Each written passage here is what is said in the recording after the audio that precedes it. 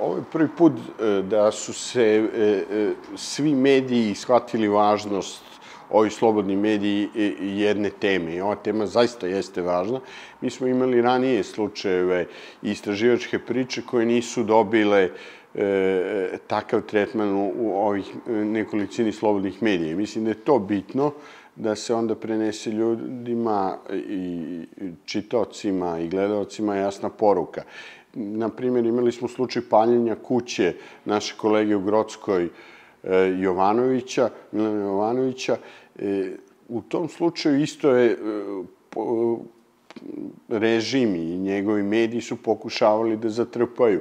I u jednoj stvari su možda čak i uspeli delimično. Mi znamo šta se tamo desilo i da je to, za mene je to pokušaj ubistva, ali smo malo zaboravili šta je kolega Jovanović radio i zašto je bio meta napada. On nije pisao samo i razotkrivao korupciju u Grockoj, na lokalnom, nego recimo o gasifikaciji Srbije, gasifikaciji domaćinstava i kako se to radi i da i postoji sumnja da se to ne radi kako treba i da i u tom poslu postoji mogućnost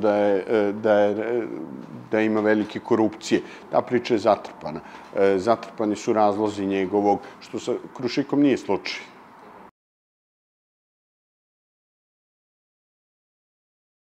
Pa za sada po efektima liči da nije ozbiljna. Ono što znamo, čak i što nisu skrivali oni koji su o tome govorili, da je to priča stara više od godinu dana.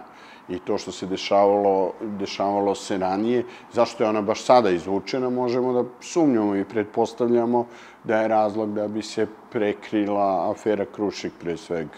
I to je jedan onako zvučnija tema koja je izvučena, ali nije jedina. Imamo više takvih reakcija, pa imamo na kraju i uputstvo predsjednice vlade da ako neko pita ministre za aferu Krušik, da se priča o uspesima, a da se ne odgovara na direktno pitanje.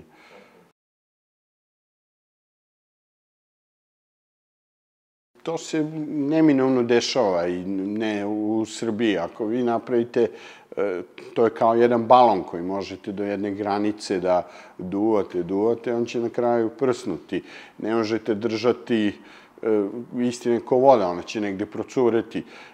Ne postoji apsolutna kontrola ni u nekim rigidnijim sistemima i režima koji su postojali i koji su, nažalost, istorijska zaostavština, ni tamo nije postojala apsolutna kontrola na istinu. U 21. veku sa modernim tehnologijama to je sve teže i teže. Mi ovde, nažalost, imamo taj pokušaj, on više nije skriven da se kontrolišu informacije koje dopiru do građana i to se radi i nadalje na taj brutalan način. Ne samo preko javnog servisa koji plaćamo svi mi, nego preko svih korisnika nacionalnih frekvencija televizijskih, ali i svih onih koji imaju informativni program. U definiciji, ako imate informativni program po zakonu i po propisima, da morate istinito i blagovremeno da informišete, što nije slučaj.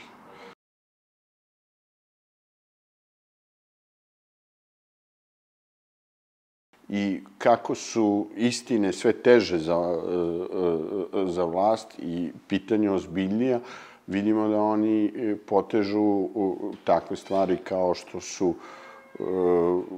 taj napad brutalni na NIN, da smo mi maltene atentatori i ubice ili ne znam šta smo već.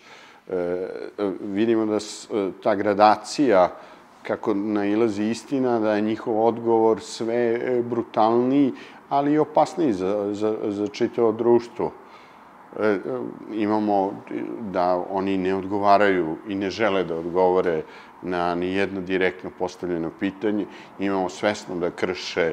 Mi smo postavljali pitanja u NIN-u, ali i druge kolege o zakonu o dostupnosti informacija. Dužni su da nam odgovore na neka. Iako je doneto čak rešenje poverenika, oni ne odgovaraju.